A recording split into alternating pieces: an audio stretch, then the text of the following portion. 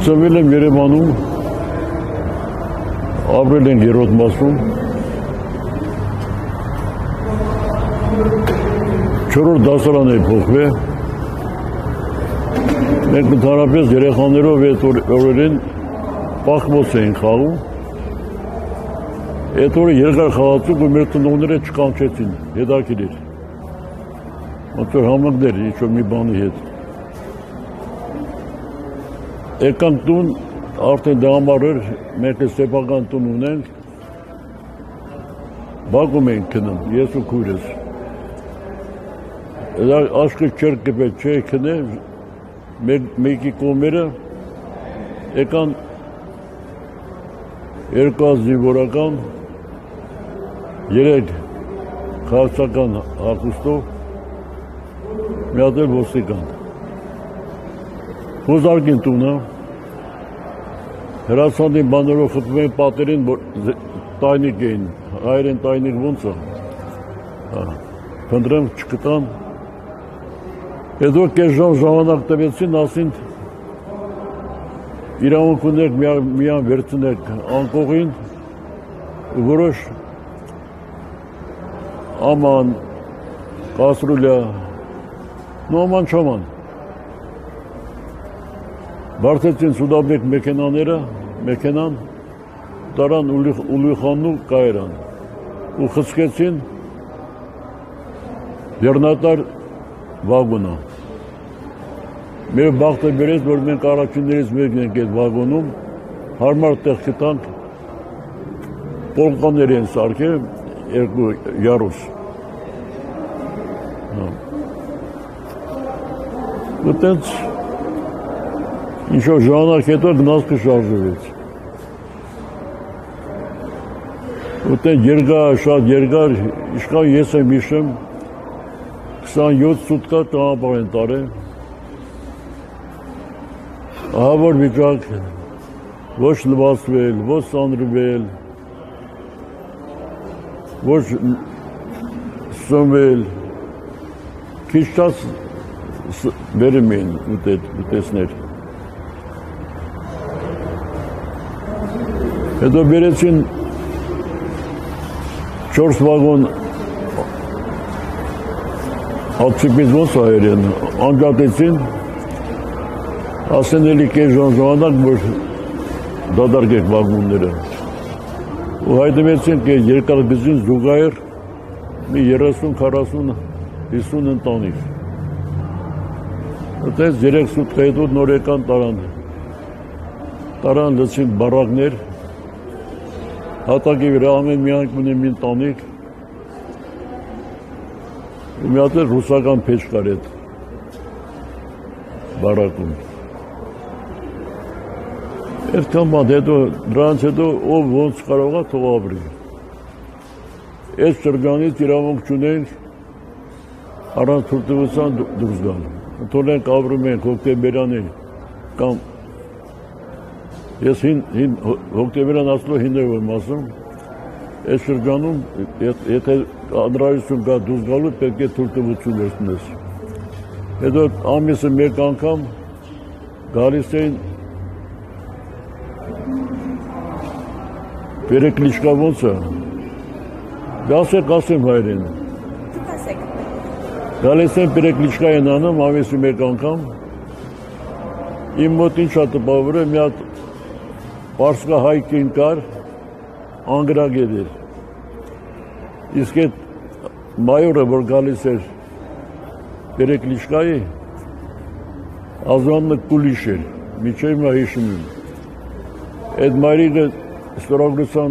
չէր կարող ստորագրել, խաչ էր դնում ու վատ արտահայտություն նրանում այդ կուլիշի հասցեին, վատ արտահայտություն։ Հետո եկավ սեպտեմբերի 1-ը ես Երևանում փոխվել էի 4-րդ դասարան։ Նստինք, ես և իմ նմանները նստեցինք առաջ 4-րդ դասարան, մեկ ամիս հետո հրաման եկավ մեզ իջացնեն առաջի դասարան, լեզուն չիմանալու պատճառով։ Ու դա էլ ասեմ աքսորվածների գերակշռող մասերը հայրենադարձներն էին, գերակշռող մասը։ Նրանք ընդհանրապես ռուսերեն լեզվից շատ հեռու էին։ Դու դպրոց, հետո հաջորդ տարի արդեն 15-ի մեջ էի աշխատել եմ, ես և իմ նմանները հայերը, աղջիկներ և տղաներ։ Ու տես մինչև ուր հասնեմ պատմել ես։ Մինչև վերադառնալը։ Նու այն տարիներում Ալտայի երկրամասը շատ ցուրտ էր։ Հոկտեմբերի 6-ին, նոյեմբերի 6-ին, նոյեմբերի 7-ին տոններ չէ, սովետական, ով ինչ անասուն ուներ մորթում էր ձմեռվա համար։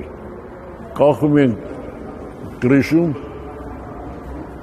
սարում էր միսը, ոչ շունը, ոչ կատուն կարող էր այդ մսից օգտվել, ենքամ էր սարում միսը։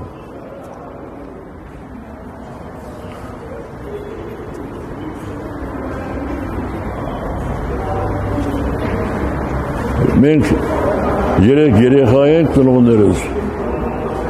մայրս երևանցի, դժվարություն, ծանրություն չէր տեսել երբևիցե, ովքեր կարող են կով կթել, կով էին առնում, վերջապես իմ մաման էլ սովորեց կով կթել, կով էր կթում։ Մի բան լավ ելացնեմ, քանի հիշում եմ, երբ որ մենք Սիբիրից վերադարձանք, ես գնացի Սերգեյ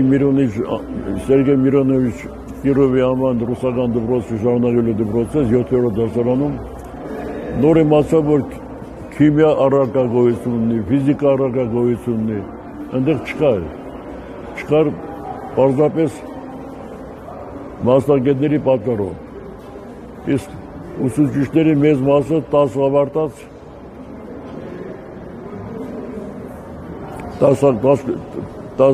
ավարտած կրթություն ունեցող ուսուցիչներ էին։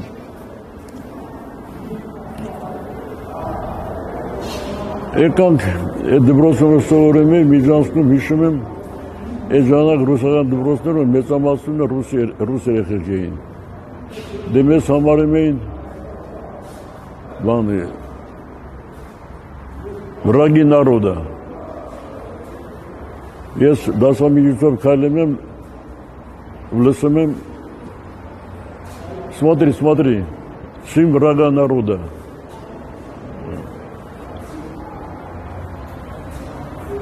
Ու մինչև ուր հասնեմ, մինչև վերադառնալը, հունվարի 55 թվականի հունվարի վերջերին հրաման եկավ, որ ազատել են։ Ազատել կանչում էին, ազնագիր տալիս էին, ով որ ուզում էր մնում էր, ովքեր չեն ուզում մնալ, ու հնարավորություն չունեին վերադառնալու գումար հետ կապած, փող են տալիս այդ Բարնաուլ քաղաքից վերադառնալ դեպի Երևան։ Այնտեղ է հայությունը, որ մենք հայությունը շատ համախմբված էր։ Երբ որ մենք արդեն Մոսկվա, Երևան գնացքով են գալիս, գնացքի մեջ փոքրիկ միջադեպ եղավ, մեկը մյուսին հարվածեցին, ես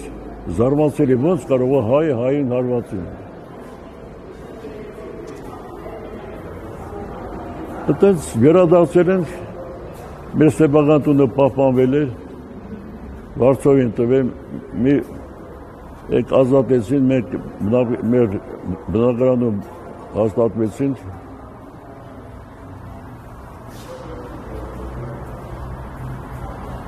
Հետո 3 ամիս հետո աշնանը գնացի բանակ, ծովային էի, ծառայում էի Օդեսայում։ Վերադառնալուց հետո բանակից ընդունվեցի Հայ էլեկտրոգործարան, Ֆրեզերագործի աշակերտ։ Ու գնացել է կադրերի բաժին ընդունվելու ծովային ֆորմով է գնացել։ Հետո կադրերի բաժնի պետը ասեց, այդ ֆորմայը որ եկել ես, դրա պատճառով ձեզ ուղարկում եմ ամենալավ ցեխը, ամենալավ արտադրամասը։ Հետո գնացի գիշերային դպրոց, 8, 9, 10 ավարտեցի, միևնույն է, այն գիտելիքը չունեի, որը պետք է